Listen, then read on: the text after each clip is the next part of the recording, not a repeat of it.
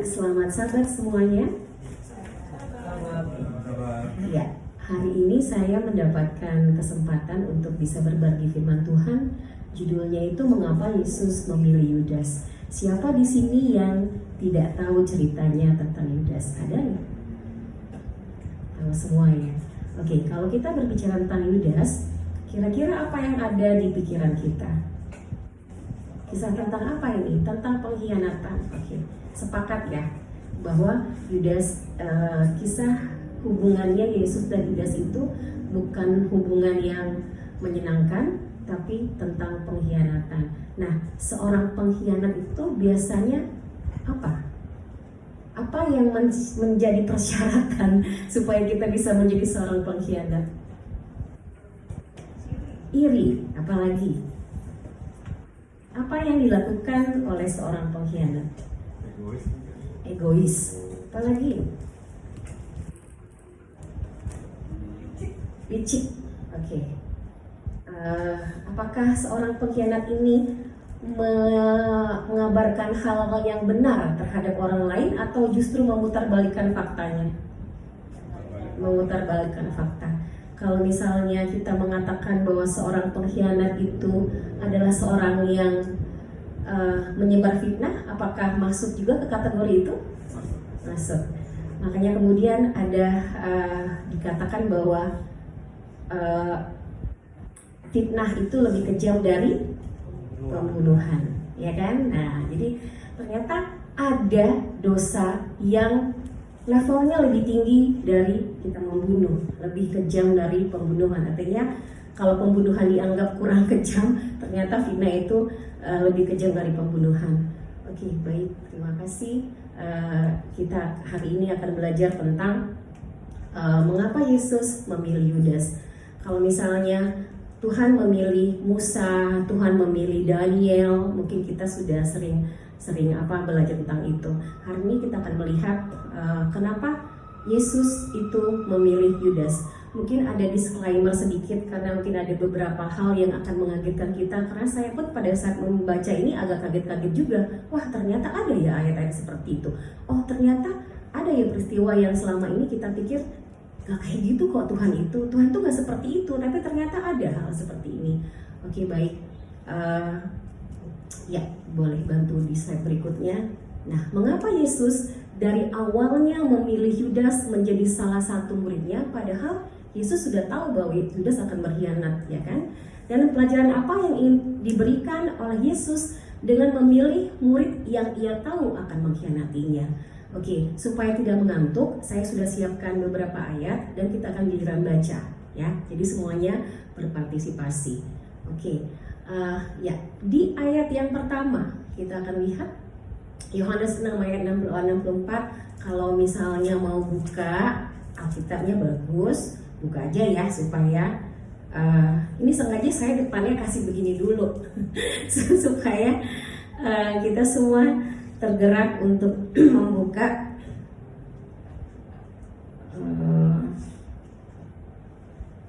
ayatnya. Siapa yang sudah dapat boleh baca?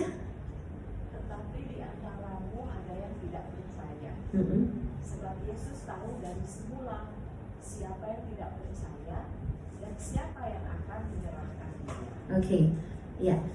Tetapi di antaramu, sebab Yesus tahu dari semula. Dikatakan di situ tahu dari semula. Jadi kalau misalnya sudah tahu dari semula, kenapa terjadi juga ya? Jadi kenapa tidak dihindari begitu? Oke, baik bahwa yang pertama, mengapa Yudas itu ada di sana? Kenapa Yesus memilih Yudas? Itu artinya adalah apa yang sudah dinubuatkan pasti akan digenapi. Ketetapan Tuhan itu tidak pernah berubah. Firman Tuhan itu tidak pernah gagal, ya. Itu yang pertama yang akan kita pelajari. Oke, kita lihat lagi. Ya, next ya. Apa yang sudah dinubuatkan pasti akan digenapi. Itu poin yang pertama yang kita pelajari dari dua pertanyaan yang tadi itu. Kita lanjut lagi ke Yohanes 13 ayat yang ke-8. Ya. Jadi Yohanes 6 ayat 64 mengatakan bahwa Yesus tahu dari sejak awalnya siapa yang akan mengkhianati dia. Yesus memilih sendiri orang yang akan mengkhianatinya menjadi salah satu dari muridnya. Ya, yang pertama itu bahwa apa yang sudah dinubuatkan pasti akan terjadi. Kita lihat lagi Yohanes 13 ayat yang ke-8. Apa yang tertulis di sana? Siapa yang sudah mendapat boleh membaca? Yohanes 13 ayat yang ke-8. Kata Petrus padanya, engkau tidak akan membasuh kaki sampai. Bukan, Ibu? Yohanes. Kata Petrus padanya, engkau tidak akan membasuh kakiku sampai. Salah ya, berarti saya salah kasih ayat seperti ini. Kalau Oke, aku kenapa? tidak membasuh engkau tidak mendapat bagian dalam aku. Oke, baik, ini mungkin saya salah memasukkan itu. Tapi yang saya ada satu ayat Yohanes 13 ayat 8 mungkin salah ya, tapi nanti coba saya perbaiki. Di ayat yang saya maksud ini itu dikatakan, bukan tentang kamu semua aku berkata, aku tahu siapa yang telah kupilih, tetapi harus genap nas ini. Orang yang ini 18 ya. Oke, jadi ayat ke-18 itu kurang satu, bahwa orang yang makan rotiku telah mengangkat tumitnya terhadap aku. Nah, di sini dikatakan orang yang makan rotiku telah mengangkat tumitnya terhadap aku. Ini perkataan Yesus. Ternyata dia mengutip, ingat pada saat di Pentakosta yang pelajaran hari Rabu kita ada kutipan juga kalau Petrus tidak membawa-bawa keberadaan Kristus, tapi dia menyebut Daud, ya kan, pendeta Warisan. Nah, ini jadi dia mengutip juga yang sama, dia kutip Daud menulis Mazmur. Jadi coba kita lihat di Mazmur 41 ayat yang ke-9.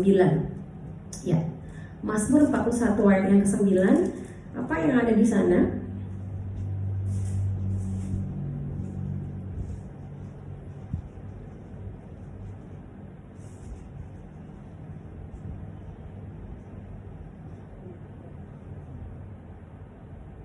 Siapa yang bisa baca Mazmur 41 ayat 9? Mazmur 41 ayat 9. Ya. Penyakit jahanam telah menimpa dia. Sekali ia berbaring akan bangun lagi. Aduh, saya salah lagi di sepertinya ini, maaf. Mazmur 41 ayat salah ya. Mazmur ayat 10. Ayat 10. Lintang boleh baca ya selanjutnya? Oke, bahkan sahabat karibku yang percayai yang makan rotiku telah mengangkat tumitnya. Oke, iya itu. Ya, berarti ayat yang ke-10, bahkan sahabat karibku yang kupercayai yang makan rotiku telah mengangkat tumitnya terhadap aku. Jadi pada saat itu Yesus mengutip Mazmur Daud ya. Oke. Dan kemudian kita lihat lagi Kisah Para Rasul 1 ayat yang ke-16. Ini saya ingat pendeta Morrison yang membawa ini ya pada saat Matias menggantikan Yudas. Ya, jadi di Kisah Para Rasul ayat 1 ayat 16, apa yang dikatakan Petrus di sana, mungkin pendeta Morrison yang boleh baca. Ayat 16, hai saudara-saudara, haruslah genap nas kitab suci yang disampaikan Roh Kudus dengan perantaraan Daud tentang Yudas, pemimpin orang-orang yang menangkap Yesus itu. Iya, jadi ayat-ayat yang kita baca itu mengatakan bahwa apa yang sudah dinubuatkan, ketetapan yang ada sebelumnya itu harus digenapi dengan peristiwa Yudas ini. Oke, terima kasih. Selangkah demi selangkah Yesus bergerak menuju kematiannya dengan semua rasa sakit yang ia rasakan, dengan setiap detail yang menggenapi nubuatan, bagaimana semuanya akan selesai ya. Jadi kalau misal saya tuh sering merasa menyesal kalau saya tahu, saya merasa kadang-kadang lebih baik nggak tahu. Pernah nggak saudara-saudara merasakan di posisi seperti itu? Kalau kita tahu tuh rasanya nggak enak gitu, seperti ada tanggung jawab, seperti kita akan menjalani sesuatu yang kita sudah tahu pada akhirnya ya kan. Jadi bayangkan, jadi terharu. Pada saat Yesus tahu ujungnya ya kan, tapi dia jalani. detik demi detik dia jalani. Kesakitan itu dia jalani untuk menggenapi setiap nubuatan. Dia tahu bagaimana akan selesai ya. Jadi apa yang menjadi poin pentingnya buat kita? Artinya adalah firman Tuhan itu akan tetap selama-lamanya dan Tuhan yang akan pegang kendali. Itu yang penting. Oke, yang kedua, dengan memilih untuk dikhianati oleh sahabat karib. Tadi kan disebut sahabat karib ya, bagi roti gitu kan, sahabat karib. Karena orang yang ada pepatah juga ya, kalau misalnya ada satu tradisi, kalau misalnya kita bisa berbagi roti dengan orang itu, berarti kita percaya dengan orang itu, ya kan? Jadi orang yang bersama-sama dengan kita satu piring dan kita itu adalah sahabat karib, ya. Jadi dengan memilih untuk dikhianati oleh seorang sahabat karib dan bahkan dengan sebuah ciuman, Yesus menunjukkan kepada kita bahwa tindakan paling membuat geram sepanjang sejarah pengkhianatan dan konsekuensi dari pembunuhan anak Allah adalah bagian dari rencana keselamatan Allah. Pernah nggak kita sadari ini? Ya kan? Bahwa ada satu tindakan, satu dosa yang mengerikan, pengkhianatan, konsekuensinya itu ternyata merupakan bagian dari rencana keselamatan Allah. Dan ini jelas tertulis di Kisah Para Rasul 4 ayat 27. Kita lihat apa yang ada di Kisah Para Rasul 27 dan 28.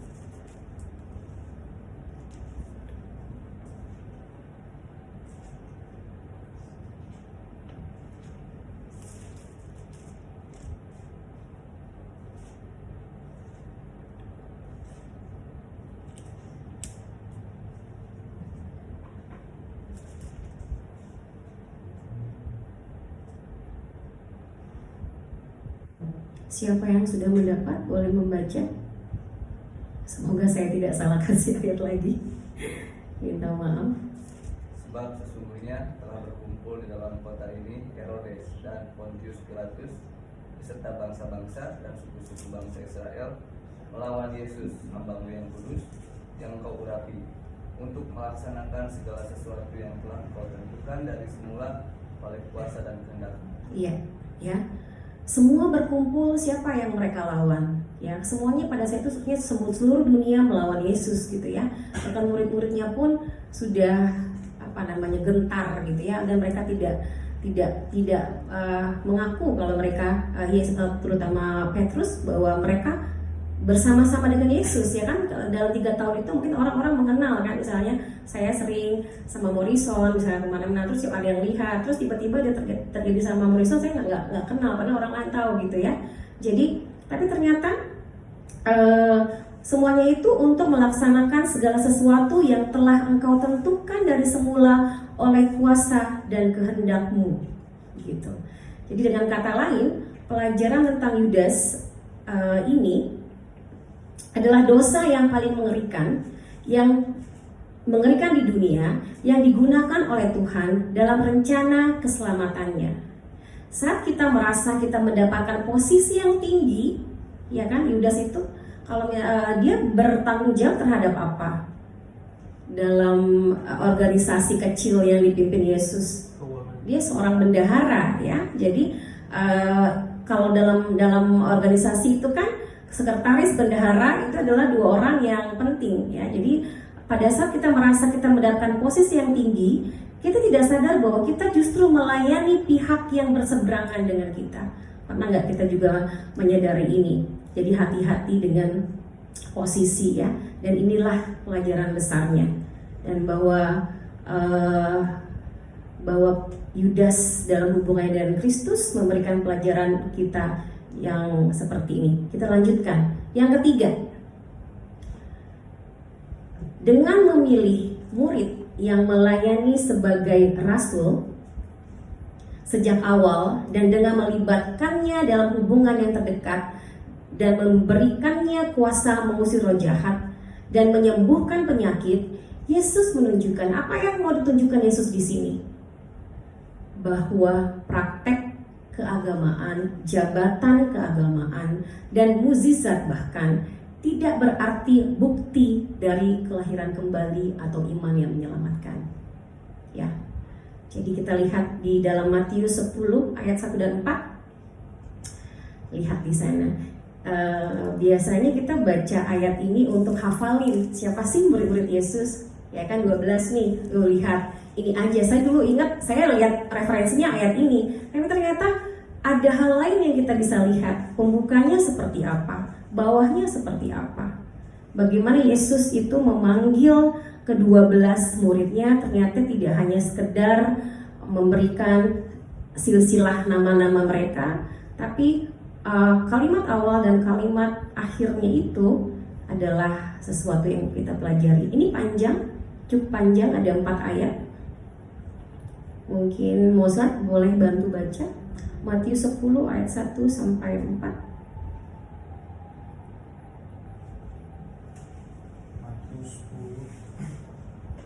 Matius 10 ayat 1 sampai 4. Yesus memanggil ke-12 rasul.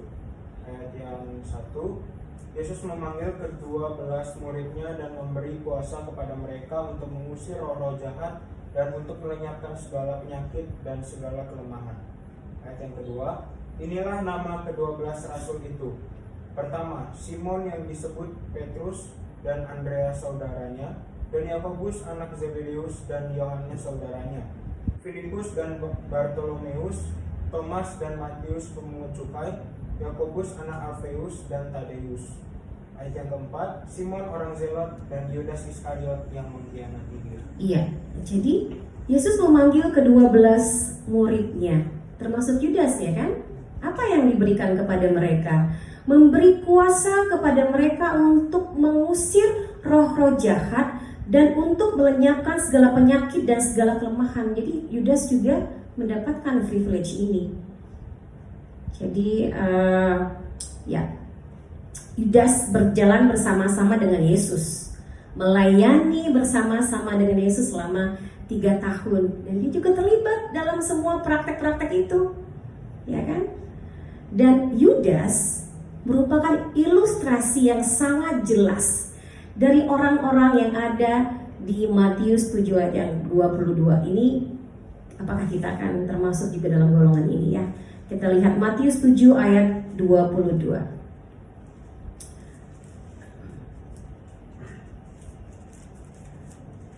Matius 7 ayat 22. Apa yang dilakukan Yudas? Dia mengusir roh-roh jahat, kemudian membuat mukjizat juga. Tapi di sini ada ayatnya yang mengatakan, boleh dibantu membaca? Pada hari terakhir banyak orang akan berseru kepada Tuhan, bukankah kami bernubuat demi namamu dan mengusir setan demi namamu dan mengadakan banyak mukjizat demi namamu juga. Ya, oke. Ya kan, jadi Tuhan, saya loh berbuat demi nama kamu, ya kan, mengusir setan demi nama kamu dan mengadakan banyak mukjizat demi namamu juga. Terus apa respon Tuhan? Apa yang dikatakan Yesus setelah itu? Respon Tuhan, aku tidak pernah mengenal kamu, enyalah daripadaku kamu sekalian pembuat kejahatan. Ya, jadi ayat ilustrasi Yudas ini adalah sangat relevan dengan ayat ini. Dan gak cuma Yudas ya, mungkin kita juga ada kecenderungan untuk menjadi seperti ini. Makanya kemudian kita perlu belajar untuk diingatkan terus menerus ya, bahwa pertobatan itu bukan sesuatu yang instan ya. Tadi Lintang udah cerita tentang penjahat itu gak instan loh. Ada satu proses dan yang sudah terjadi sebelumnya. Dan celakalah kita kalau kita mengeraskan hati kita, celakalah kita kalau kita menjadi bebal untuk tidak bisa merasakan pada saat Tuhan sedang mengajar kita. Oke, yang keempat ini yang saya awalnya tidak setuju sebetulnya, tapi ternyata Alkitab mengatakan ini. Apa yang keempat? Ketetapan Tuhan dan tanggung jawab manusia itu saling berkaitan. dikatakan di sini ada predestiny gitu ya, yang sudah ditetapkan.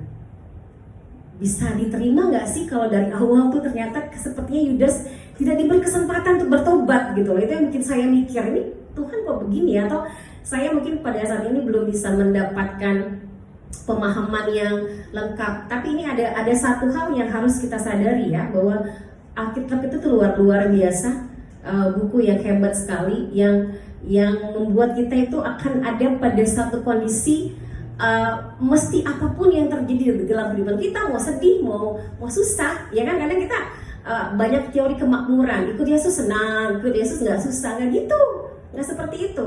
Teori bukan itu yang bilang. Jadi kita harus bertumbuh sampai pada satu poin di mana hal-hal yang emosional itu nggak membuat kita jadi up and down, itu tidak melihat kita meragukan Tuhan. Ini makanya kemudian ini tidak boleh menjadi batu sandungan bagi kita.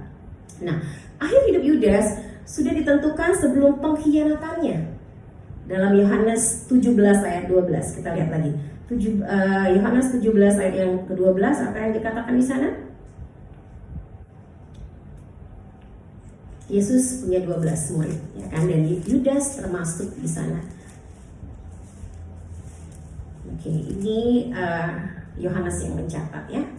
Ya mungkin Yohanes yang terkasih, punya relasi yang juga dekat, dia catat ini apa yang ada di Yohanes 17 ayat 12. Yohanes 17 ayat 12. Ya. Selama aku bersama mereka, aku memelihara mereka dalam nama-Mu, yaitu namamu yang telah Engkau berikan kepadaku.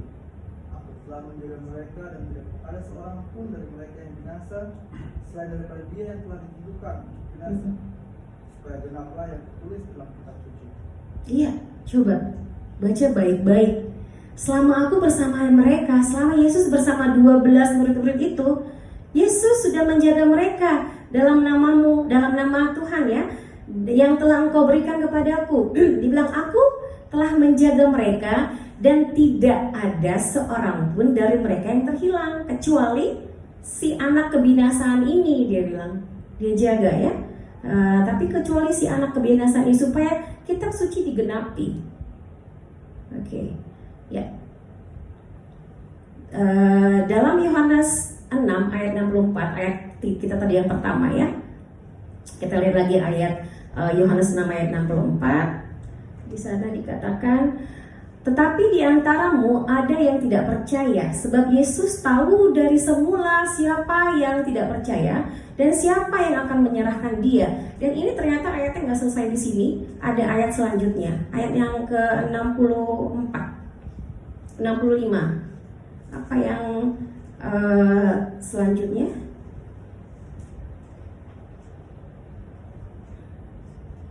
Lalu ia berkata, sebab itu telah kukatakan kepadamu, tidak ada seorang pun yang dapat datang kepadaku kalau Bapa tidak mengaruniakan kepadanya. Iya, jadi dikatakan bahwa tidak ada seorang pun yang dapat datang kepadaku kalau Bapa tidak mengaruniakan kepadanya.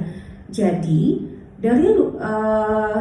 dengan kata lain, Yudas tidak bertobat karena Bapa tidak mengaruniakan kepadanya. Tuhan akhirnya sudah menentukan, namun keadaan itu tetap menunjukkan bahwa Yudas menunjukkan rasa bersalah, ya kan? Dia bersalah yang besar, sungguh sangat bersalah dan bertanggung jawab terhadap apa yang sudah dilakukannya. Ya, di Matius 27 ayat yang keempat itu mungkin ungkapan rasa bersalah Yudas yang paling dalam sebelum akhirnya dia mengakhiri hidupnya. Matius 27 ayat yang keempat, di sana Yudas berkata,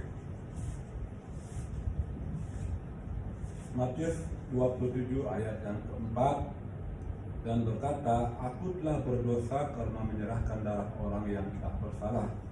Tapi jawab mereka, apa urusan kami dengan itu? Iya. Itu urusanmu sendiri. Iya, ya.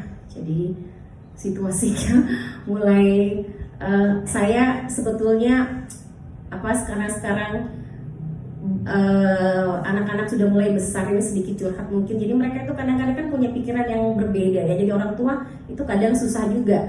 Dan anak-anak di generasi sekarang ini generasi strawberry, tahu ya strawberry itu apa? Busuknya cepet gitu.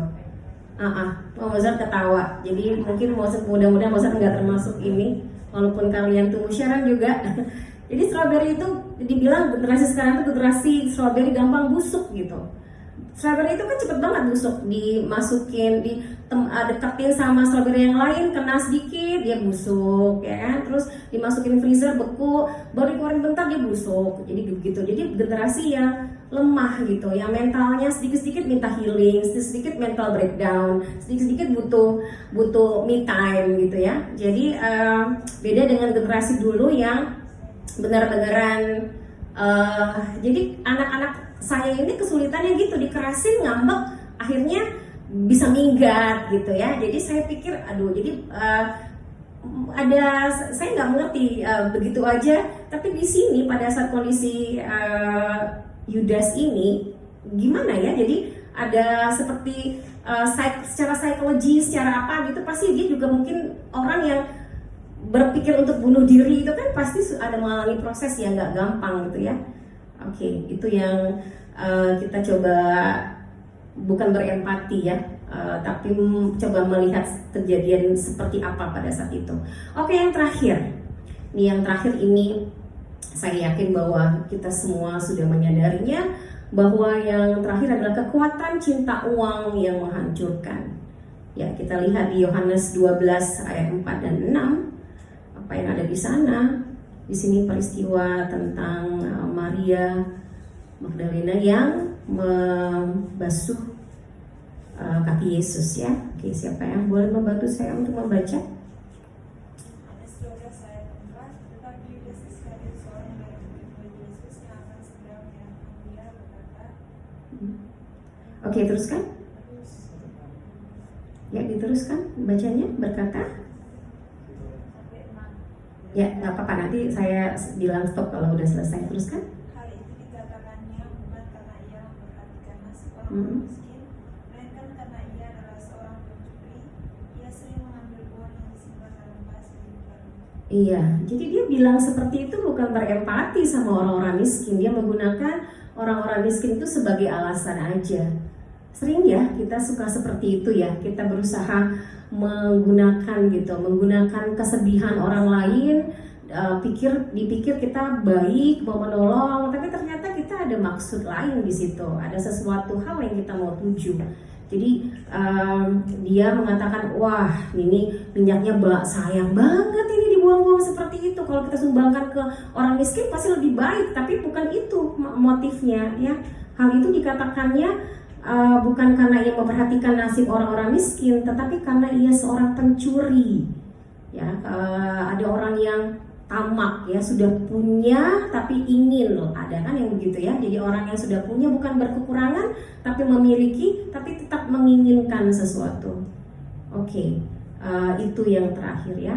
Dan kejadian itu bahwa Yudas adalah contoh bagaimana kita itu cinta akan uang itu bisa membutakan apa yang akses kita terhadap kebenaran dan sesuatu yang indah dan berharga di dunia ini, ya kan? Kejadian tadi itu gimana terjadinya? Di hadapan Yesus loh, ya kan? Bahwa kejadian Yudas itu kan terjadi di hadapan Yesus yang segera akan memberikan nyawanya sebagai tebusan bagi semua orang. Yesus yang ajarannya sudah dia dengar selama 3 tahun, yang karena kuasanya maka ia bisa melakukan mukjizat. Yesus mencintai uang lebih dari ia mencintai Yesus. Kita seharusnya menyadari, salah ya. Yudas mencintai uang lebih daripada dia mencintai Yesus. Ya, kita seharusnya menyadari betapa cinta akan uang itu begitu mengerikan, ya, dan bisa membutakan kita dari hal yang indah dan berharga. Dan pada saat Yesus mendapatkan kesempatan, ya, kan dibilang kejahatan itu bukan hanya karena niat, tapi ada kesempatan. Dan pada saat dia mendapatkan kesempatan, 30 keping uang perak itu sudah cukup untuk membuat dia menjual Yesus.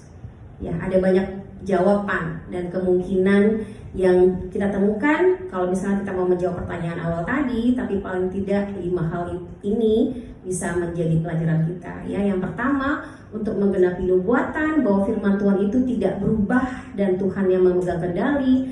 Yang kedua, bahkan dosa yang terburuk sekalipun dapat menjadi bagian dari rencana keselamatan Tuhan. Yang ketiga, kebersamaan dengan Yesus, tindakan mukjizat bukanlah satu bukti dari iman yang menyelamatkan. Nomor 4, ketetapan Tuhan dan tanggung jawab manusia berjalan bersama-sama. Dan yang kelima, cinta akan uang bisa ada di belakang dosa terburuk di dunia. Terima kasih, itu saja yang bisa saya bagikan. Tuhan memberkati kita semua.